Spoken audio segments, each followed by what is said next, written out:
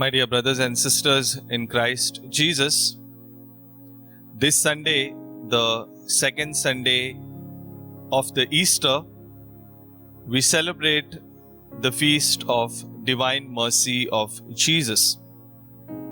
And on this day, we are reminded of the overflowing mercy of God towards us sinners. Pope John Paul II, in the year 2000, instituted this feast of Divine Mercy. And on that same day, he also canonized the humble instrument of the Divine Mercy, the Polish nun, Saint Faustina. My dear friends, God is love, and love shown towards the sinners is God's mercy.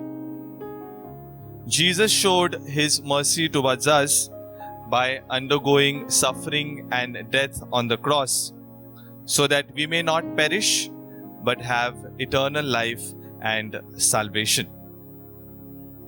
We see in today's gospel passage the reason Jesus appeared to the apostles who were there in the room. And the apostles were very afraid. They were vulnerable. They were feeling guilty that they deserted Jesus. But then when Jesus appeared to them, Jesus gave them his peace. Jesus could have yelled and shouted at them because they abandoned him, because they left him alone to suffer and die.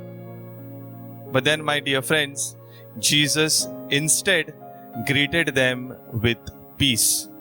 Peace be with you. Instead of taking revenge on his cruel persecutors, Jesus asked God the Father to forgive them, for they do not know what they are doing. In the gospel passage, we hear that Jesus instituted the sacrament of confession, the sacrament of the divine mercy. He breathed on disciples and said to them, "Receive the Holy Spirit. Whose sins you forgive are forgiven them, and whose sins you retain are retained." The reason Lord gives the apostles the authority to forgive sins in his name. Jesus makes available God's mercy to us sinners through the sacrament of confession. And so, my dear friends, today we are commemorating Jesus' deep love for us.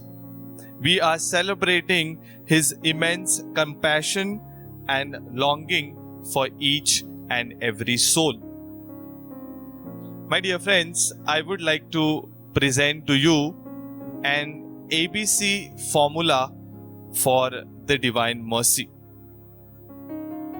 A stands for ask for mercy. We should always ask for mercy. Pope Francis says, we are tired of asking, but God is never tired of giving. So we should always ask for mercy. Mercy from God and from one another. And the best way to ask for God's mercy is in the sacrament of confession. B stands for be merciful. Jesus says, "Blessed are the merciful. Forgive 70 times 7. Be merciful as your heavenly Father is merciful."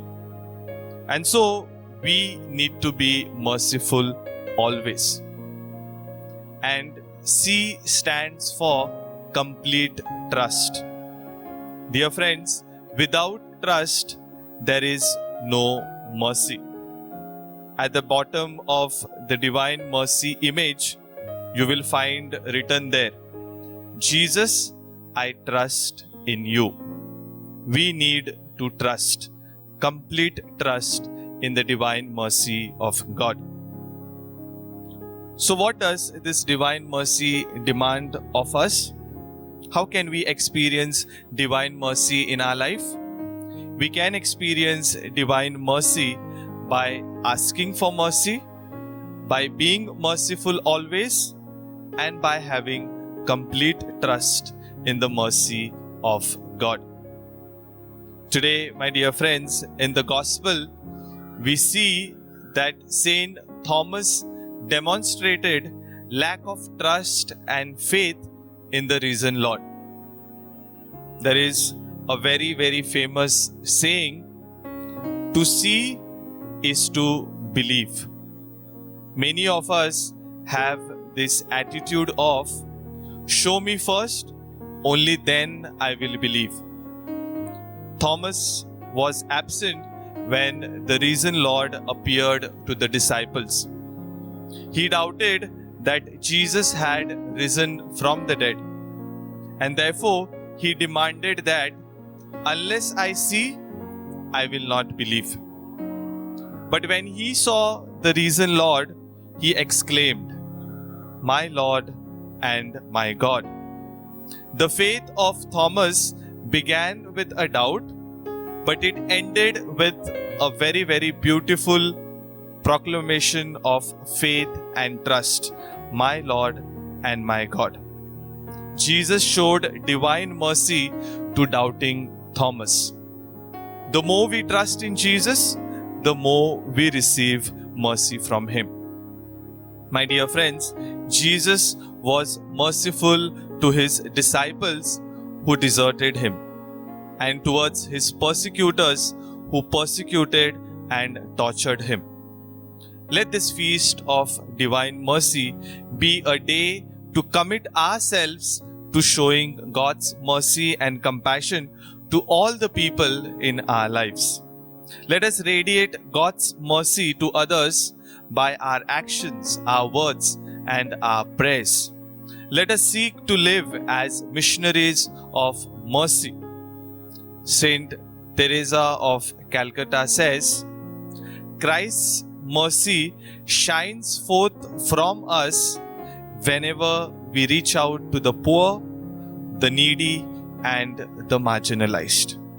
May our hearts and minds be filled with the mercy of God always.